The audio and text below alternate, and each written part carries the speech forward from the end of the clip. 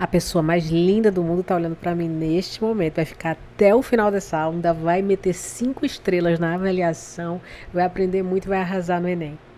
Amém? É você? Então fica aqui, meu amor, porque a gente vai analisar uma redação nota 1000 do Enem, digamos, mais polêmico até então. Foi o Enem de 2024 que trouxe, de repente, aquelas mudanças. Muita gente nega que houve mudanças, mas houve mudanças sim.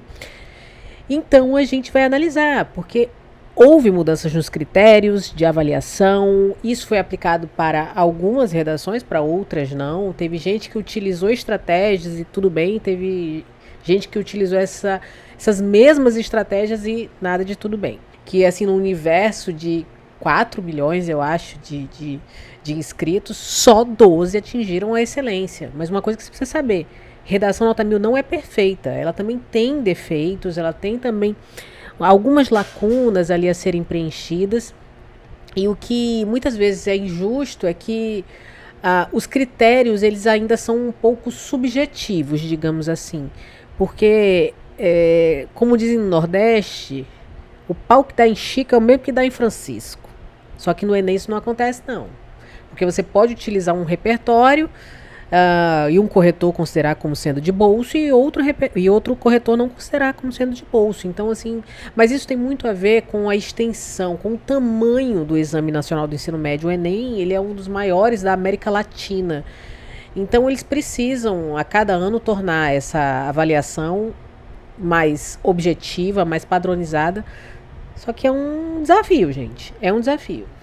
Tá? Porque é muita gente, você não pode recorrer da sua nota, como acontece em concursos e em demais vestibulares. Mas vamos ali, vamos passando pela prova, dando glória a Deus. Vamos analisar hoje uma super redação. Eu gostei dessa redação. Eu acho que ela tem algumas particularidades que seriam passíveis de punição, mas a ausência de punição também está justificada. Mas em outros casos poderia haver. Então vamos direto, já avalia essa aula, viu? Tu comenta aqui o que tu achou.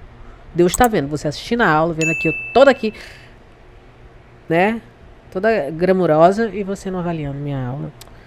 Oh, meu Deus. Vamos embora. Tá aqui a redação. Tá? Gente, esse repertório que ela utilizou, ele foi muito utilizado por muitas outras pessoas, que é o livro Torto Arado, do Itamar Vieira Júnior, certo? E assim, tem muita conexão, muita ancoragem com o núcleo temático do Enem 2024, que foi Desafios para a Valorização da Herança Africana no Brasil. Qual o núcleo temático desse tema? Herança africana. Tá? Então, os repertórios, as estratégias deveriam estar muito conectadas a esse núcleo temático, herança africana. Mas, Lele, desafios, valorização também. E você vai ver que essa garota aqui, ela deu aula nisso. Ela trouxe muitos elementos que retomam esse campo semântico. O que é campo semântico? É o campo de significado, de sentido. Por exemplo, se você está falando sobre frutas e você fala maçã, laranja, banana, pitaia, pinha, né, jaca, jabuticaba, você está dentro do campo semântico, certo? E aí o que ela fez nessa redação? Ela falou muito sobre elementos desse campo semântico da cultura africana. E isso é muito importante para você fazer a manutenção temática na sua redação. Lembre-se sempre disso. Tem que trazer palavras do campo semântico. Então vamos aqui, rápido e direto. Olha só o que ela traz. A obra Torto Arado, de Itamar Vieira Júnior, conta as vivências das irmãs Bibiana e Belonísia, com ênfase na forte relação cultural e religiosa que estabelecem com a ancestralidade africana. Ficou muito claro aqui que se trata, que esse repertório ele está pertinente ao tema ancorado, ou seja, não é um repertório de bolso, porque ela fala aqui, ó, ancestralidade africana, isso se conecta muito com herança africana. Ok. Vamos aqui para a continuação, que ela diz. Opa. Fora da ficção, apesar do enaltecimento promovido pelo autor, as heranças afrodescendentes sofrem com a desvalorização constante no Brasil. Ela passou aqui por uma linha tênue entre a produtividade e a improdutividade, pendeu para a produtividade do repertório. Certo? Aqui ela trouxe algo fundamental, que é essa transição aqui. Vou colocar de outra cor. fora da ficção. Porque quando você traz, por exemplo, um repertório ficcional, seja série, filme, novela, música, é interessante que você... Interessante não, é indispensável que você faça essa transição. Fora da ficção, fora da melodia, tá? Fora do campo ficcional. Pra quê? Pra você manter ali um desenvolvimento bacana. Isso conta muito na competência 3. Tá? Você não vai falar assim, ó, na obra Torto Arado, tal coisa acontece. No Brasil, isso não acontece. Então, faz essa transição. Isso é bonito. Mas o que acontece aqui? Algum corretor, um ou outro corretor poderia ter atribuído o critério da produtividade, no caso da improdutividade desse repertório. Porque quando ela fala, ó, fora da ficção, apesar do enaltecimento promovido, isso aqui foi o que salvou, esse apesar do enaltecimento promovido. Mas não foi tão suficiente assim. Porque o que ela deveria ter feito? Ela deveria ter ressaltado na descrição do repertório dela que Itamar Vieira Júnior faz um enaltecimento da cultura africana. Porque em seguida ela fala que no Brasil isso não acontece. Só que ela só falou das irmãs Bibiana e Belonísia, que tem uma forte relação cultural e religiosa com a cultura africana. Eu trouxe até um outro exemplo aqui, de uma redação nota 1000 também, que usou o mesmo repertório e que, assim, esse repertório ficou incontestavelmente produtivo. Tá aqui, ó. Olha só. Isso aqui é outra, tá? A gente vai analisar isso aqui também. Olha que como a pessoa faz. Na obra literária Torto Arado, Itamar Vieira retrata uma comunidade quilombola na fazenda Água Negra, na Bahia, relatando aspectos socioculturais relevantes para essa população afrodescendente, como os rituais religiosos e os saberes tradicionais passados pelas gerações. Olha só como ela fala aqui. Ela traz aqui uma ênfase à valorização que Itamar Vieira Júnior traz à cultura africana. Então, ó, relatando aspectos socioculturais relevantes para essa população. Então, ele engrandece, ele edifica, ele enaltece essa cultura. E aí, o que ela faz em seguida? Fora da ficção, é nítido que a sociedade brasileira não valoriza a herança africana presente desde a histórica formação social. Então, aqui ela falou, ó, no livro tem um enaltecimento, porém, fora da ficção, na realidade, isso não existe. Já a nossa amiguinha aqui, ela não faz isso. Ela tentou ainda escapar por aqui, ó, apesar do enaltecimento promovido.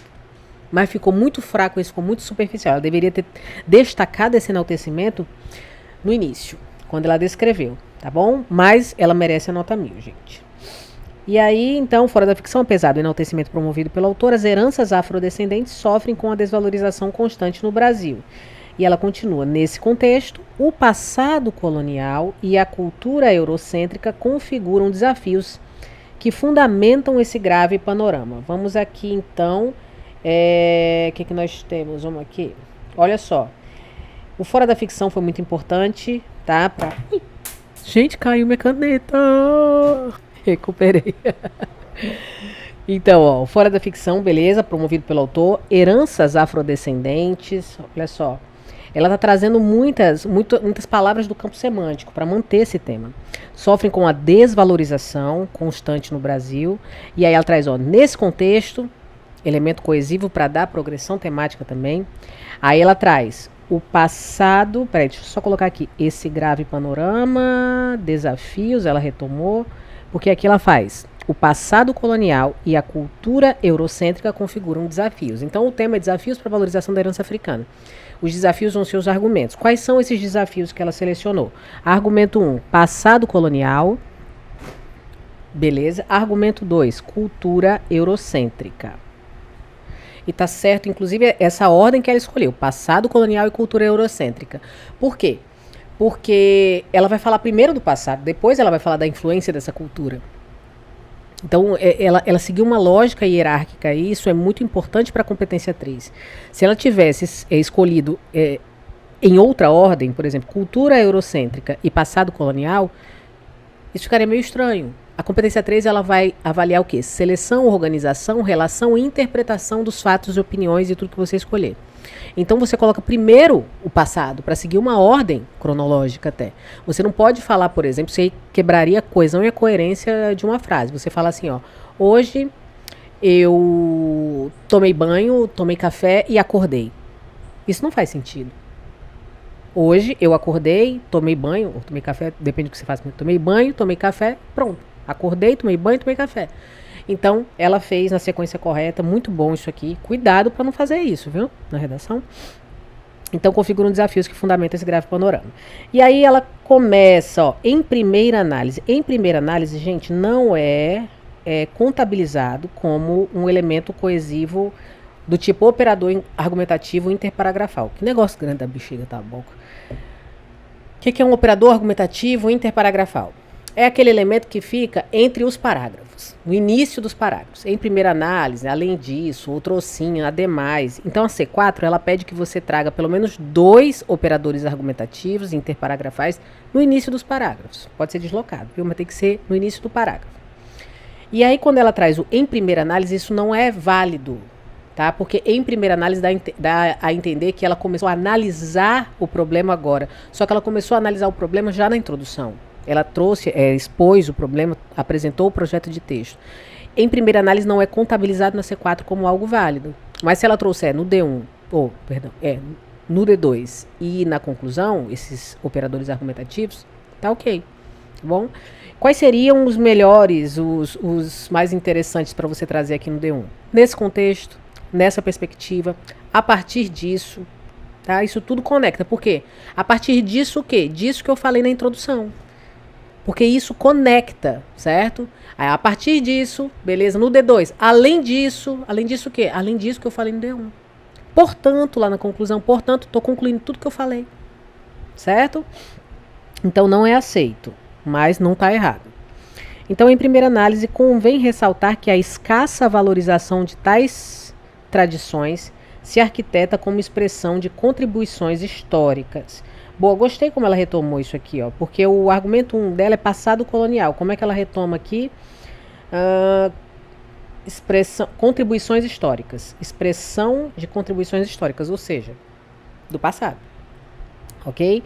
Então, o que você faz no tópico frasal? Você retoma o argumento lá. O argumento dela é passado colonial. Vamos lá, então, continuando. De fato, não precisava colocar esses parênteses, tá? Quando erra, porque parênteses... o que a gente coloca entre parênteses? Alguma informação adicional ou algo que a gente queira destacar. Ninguém quer destacar erro, basta passar um tracinho e seguir a vida. De fato, a escravização de povos oriundos da África no Brasil colônia constituiu a base para a formação do país. Ah, gente, deixa eu só voltar aqui rapidinho na introdução, que eu esqueci de falar, que aqui, no caso do repertório, da introdução, ela poderia ter perdido 40 pontos na C3, tá? Menos 40 pontos na C3 por improdutividade do repertório, porque agora repertório improdutivo é uma lacuna argumentativa. E se você trouxer um repertório improdutivo, você não vai perder necessariamente só um repertório improdutivo, por exemplo. Você trouxe, os outros são produtivos. Você não perde ponto na C2, mas você perde ponto na C3. Sempre que ocorrer isso, tá bom? Então aqui ela poderia ter perdido. Mas voltando, então vamos voltar aqui para nossa linha. De fato, a escravização de povos oriundos da África no Brasil colônia constituiu a base para a formação do país. Faz sentido. Ela fala que o que é o arcabouço?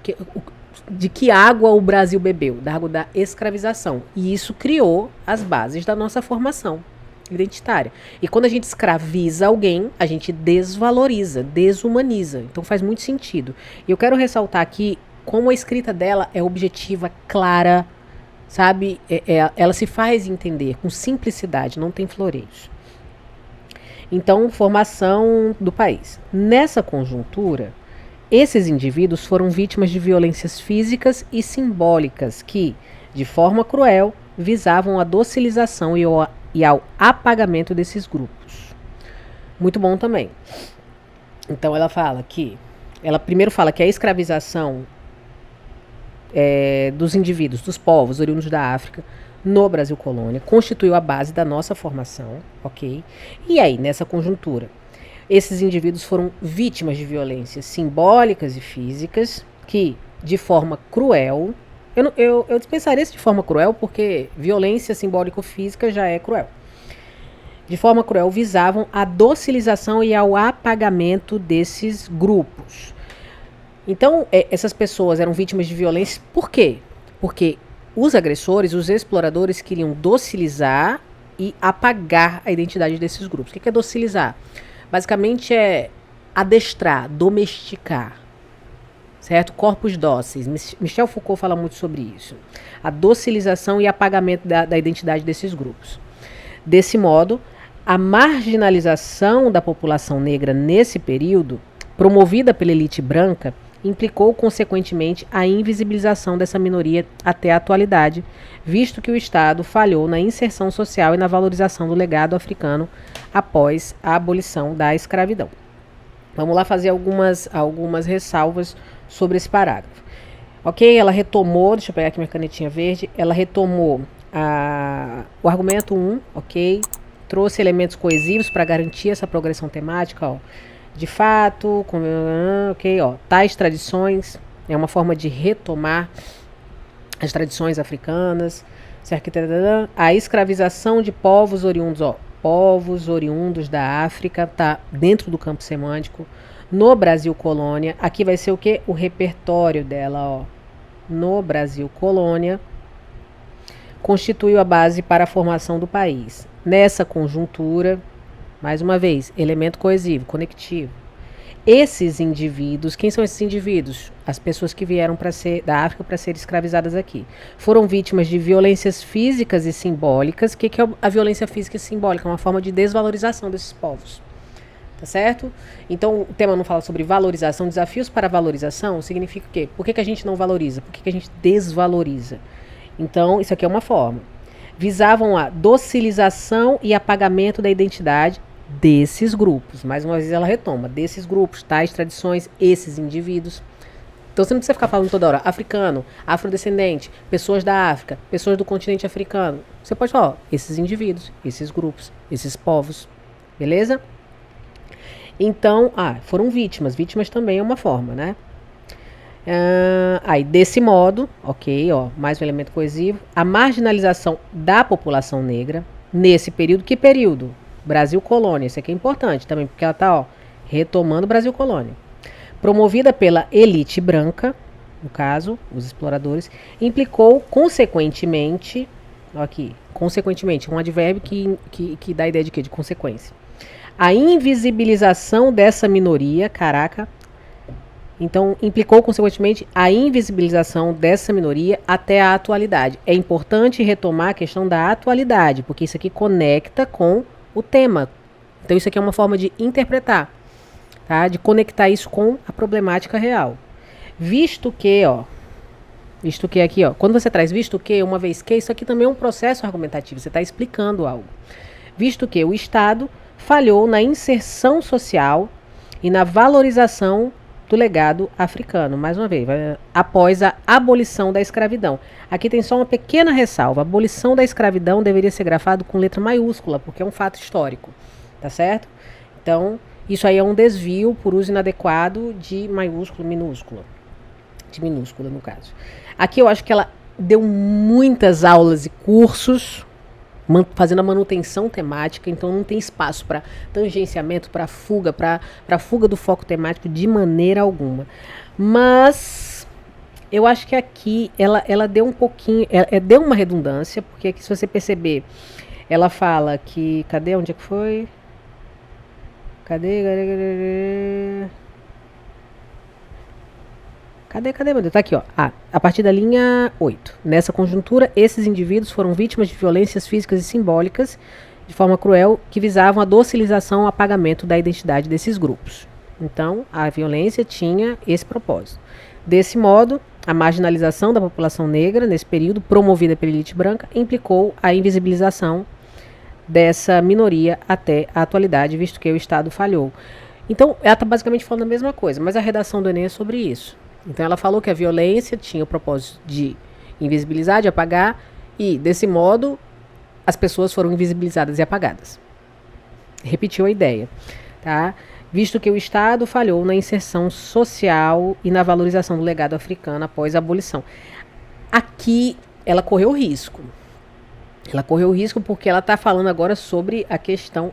o argumento dela é passado colonial, tá? E aí ela insere o Estado. Do Neide aqui, o Estado. E o Estado falhou após a abolição da escravização das pessoas. Mas aí como? Como foi isso? Como se deu essa falha? Então, provavelmente, algum corretor um pouco mais criterioso, ele teria se questionado. Mas como isso se deu? E quando ele se questiona como isso se deu, isso significa o quê? Uma lacuna argumentativa. Certo? Para você ver, uma redação que fica ali entre os 940 até o 1000, todas as redações que estão nesse guarda-chuva, nesse espectro de 940 até 1000, elas têm chance de tirar 940 até 1000. Então, uma redação nota 1000, ela poderia ter tirado 940. Uma redação 940 poderia ter tirado 1000. Tá? Assim como 960, 980. Então, beleza, mas de qualquer forma, ele escreve muito bem, de uma forma elegante, de uma forma simples, clara e objetiva. Isso é muito bom. Vamos agora para o segundo parágrafo, que ela fala sobre cultura eurocêntrica, ou seja, uma cultura centrada na Europa. Cadê? Tá aqui. Então, ela continua dizendo, ademais é bom. Ademais é aceito. Ó. Ademais, deixa eu ver o que ela trouxe na proposta de intervenção. Portanto, então aqui ela já pode tirar, ela é candidata aos 200 pontos na competência 4, que avalia a coesão, porque a competência 4 ela exige que você traga pelo menos 2 operadores argumentativos interparagrafais no início de 2 parágrafos. Então aqui, ok. Se ela não tiver nenhuma inadequação coesiva, ela atinge os 200 pontos, nem muitas repetições. Mas eu acredito que não, porque ela tirou 200, né? E aí ela fala, ademais, uma segunda análise, isso aqui é bom, gente, uma segunda análise, por quê? Porque ela meio que retoma a análise anterior. Então lembra que eu falo muito para vocês que o texto ele precisa estar ancorado. Esse parágrafo tem que estar ancorado a esse, que tem que estar ancorado a esse, aí a finalização da conclusão tem que estar ancorada à introdução, o repertório tem que estar ancorado ao argumento e ao núcleo temático, então é muita ancoragem. E aqui quando ela fala uma segunda análise, é como se o texto dela tivesse continuidade, fosse filho de uma mãe e de um pai só. Entendeu? Então, olha só. Ademais, uma segunda análise acerca da problemática revela a influência da hipervalorização da cultura branca. Só não gostei esse tópico frasal ficou meio raquítico. Que ela fala... Uma segunda análise acerca da problemática revela a influência da hipervalorização da cultura branca. Em relação a quê? Sabe? Eu sou chata mesmo. E tem muito corretor que nem eu, viu? Tem muito corretor igual a mim. Por isso que nem todo mundo... Que só teve 12 notas 1000 no Enem. 2024. E aí, sob a perspectiva de George Orwell, a mídia é capaz de mover a massa. Inclusive no que tange as preferências culturais. Aqui a bicha foi maceteira. Peraí, ó. Hipervalorização da cultura branca. Isso aqui é a retomada do argumento dela. O argumento dela foi qual? A cultura eurocêntrica. Então, há uma hipervalorização da cultura branca, da cultura europeia. Aí ela traz o George Orwell, que é o repertório dela, George Orwell. Ok? E ele diz, a mídia é capaz de mover a massa. Aí a danada fez o quê? Ela fez o seguinte, se eu colocar só isso, não vai ficar conectado, não vai ficar ancorado, não. O corretor ele pode pensar, opa, repertório de bolso. Por quê? O que é o repertório de bolso? É um repertório que você lança a mão a qualquer momento, está dentro do seu bolso e você joga em qualquer tema. E agora, para o repertório não ser considerado de bolso, qualquer repertório pode ser considerado de bolso, dependendo do modo como você aplica. Tá? Então aqui ela fala assim, ó, a mídia é capaz de mover a massa. Qual é a conexão que tem com a questão da cultura africana? Da herança africana? Nenhuma. Certo. Isso aqui conecta com o argumento dela. Ela fala que a mídia é capaz de mover a massa. Aí o argumento dela é qual? Hipervalorização da cultura branca. Certo. Mas aí quando ela faz isso aqui, ó, inclusive no que tange as preferências culturais, aqui ela garantiu, ela pegou assim pelos cabelos aqui, ó. Isso aqui tem a ver com o que eu tô falando, pô. Tá? Porque se ela tivesse deixado só a mídia capaz de mover a massa, não. Inclusive no que diz respeito a, cadê? Preferências culturais. Opa, tem a ver com o meu argumento. Cultura eurocêntrica. E tem ainda a ver com a questão do legado africano, da herança africana. Então aqui ela garantiu. Então quando você estiver aí, ó, desenvolvendo o seu repertório, pergunte-se, isso conecta, isso se ancora com o núcleo temático, com a palavra principal, tá bom? Então vamos lá. Ok? Retomou o argumento, trouxe o repertório, beleza? Nessa lógica, a hegemonia europeia de caráter secular nas produções artísticas brasileiras, somada à inferiorização de elementos... Você fica com sono, tá muito longo. Vamos lá, quando quebra muito dá sono. Nessa lógica, a hegemonia europeia de caráter secular nas produções artísticas brasileiras, somada à inferiorização de elementos de matriz africana, culminou na instituição de uma cosmovisão popular voltada para a descredibilização das heranças invisibilizadas. Ela falou bonito aqui, ela falou bonito. Eu compreendi, mas assim, quando começa a quebrar demais, aí dá uma gastura. E aqui eu não sei por que ela utilizou essa expressão aqui, ó, de caráter secular. Ela fala, nessa lógica, a hegemonia europeia. O que é hegemonia, gente? É o domínio, tá? Pensa o seguinte, quando você era... Não, acho que você não pegou essa época, não. Eu que peguei essa época. Quando você era menino lá, menino sambudo, da 4ª série, e a professora chegava, tem uma notícia para dar, uma novidade, tem uma piada. O professor, ele tinha a hegemonia da informação, ele tinha o domínio da informação, mas veio o quê? Internet. A internet, aí o professor chega hoje e fala assim, gente, tem uma piada, é tal. Professor, isso aí já flopou tem 3 meses. Então o professor perdeu a hegemonia da informação, tá? Era bom, era até bom ser professor, antigamente, antes da internet. Hoje não é mais não. Menino, eu não tô que sujo não, né? Ah, tá, não pensava que tava no batom. Mas vamos voltar. Então ela fala assim, que a hegemonia europeia de caráter secular. Eu não entendi por que ela destacou o negócio do caráter secular. Porque o que é secular, gente? Secular é algo mundano, digamos assim. Pensa aí no evangélico pentecostal. A pessoa evangélica pentecostal, aquele reteté canela de fogo, ele não pode ouvir música secular. Ele não pode ouvir música popular, música do mundo. Ele tem que ouvir música que tem a ver, música gospel, digamos assim.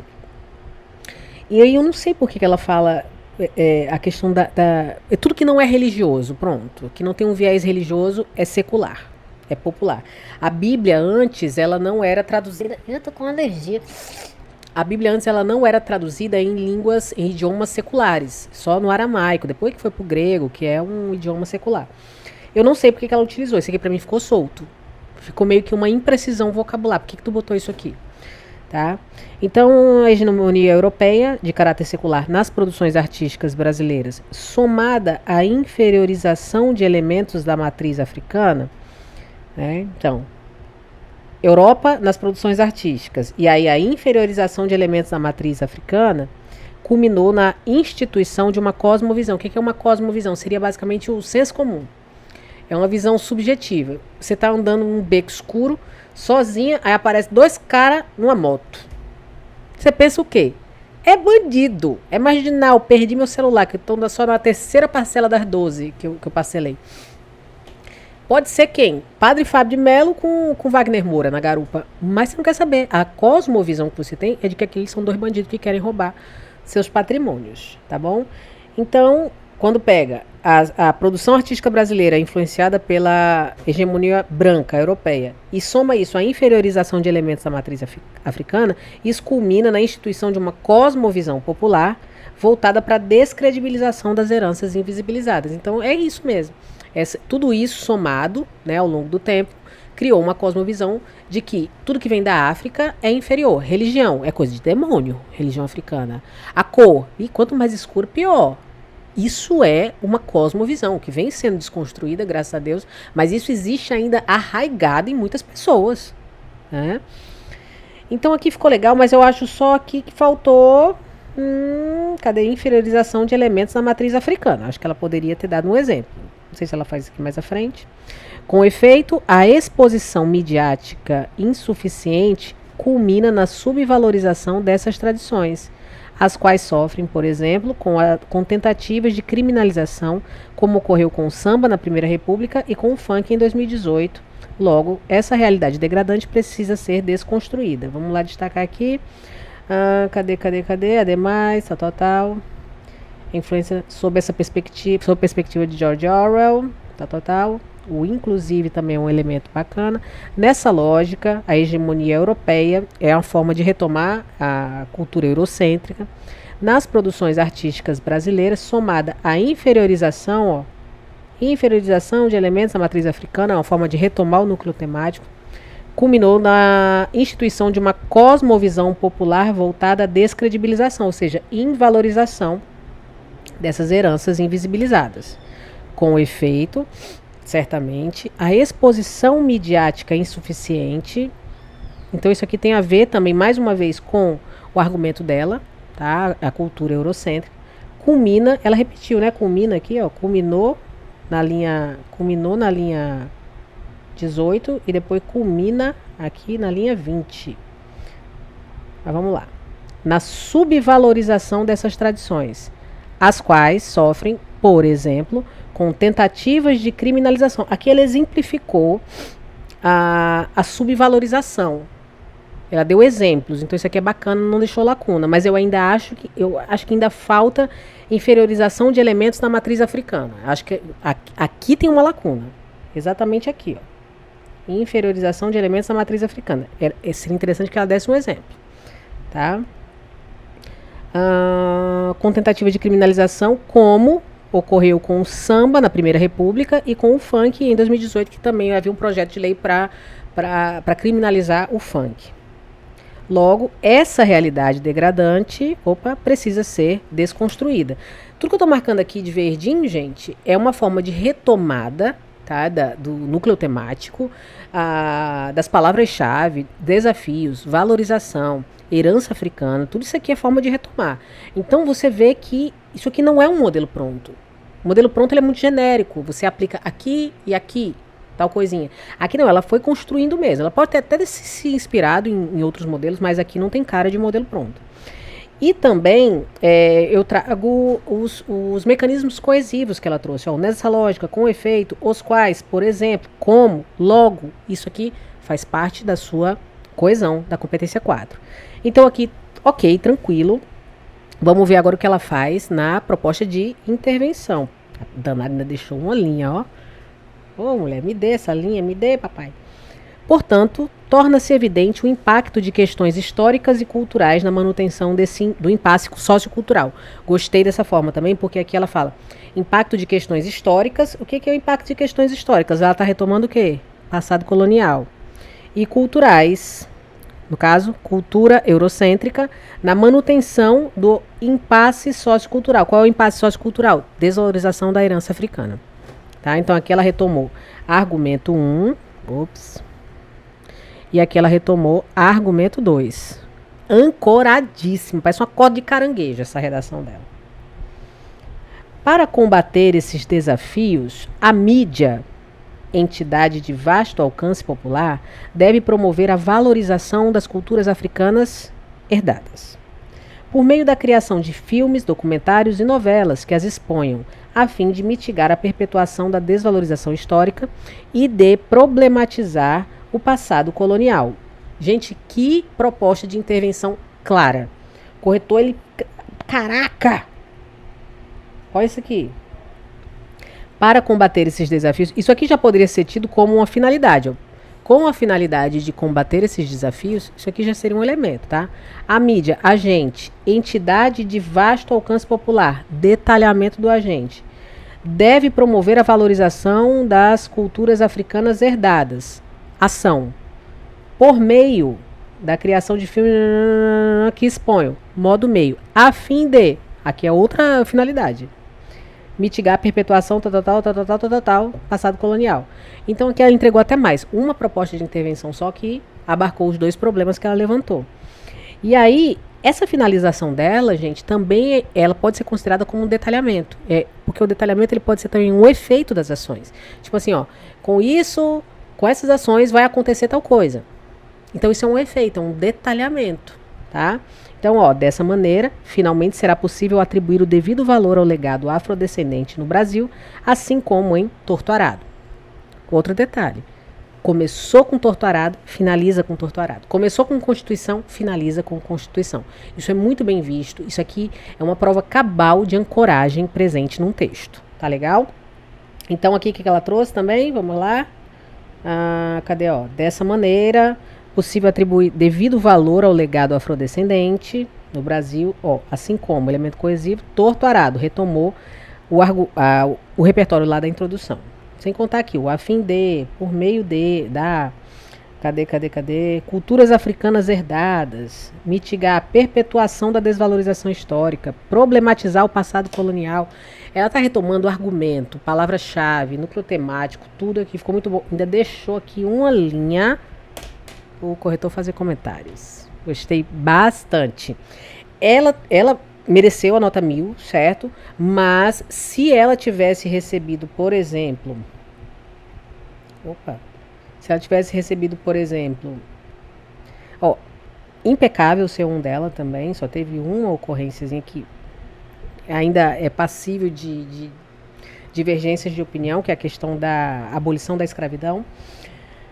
Mas ela poderia ter perdido 40 pontos na competência 3...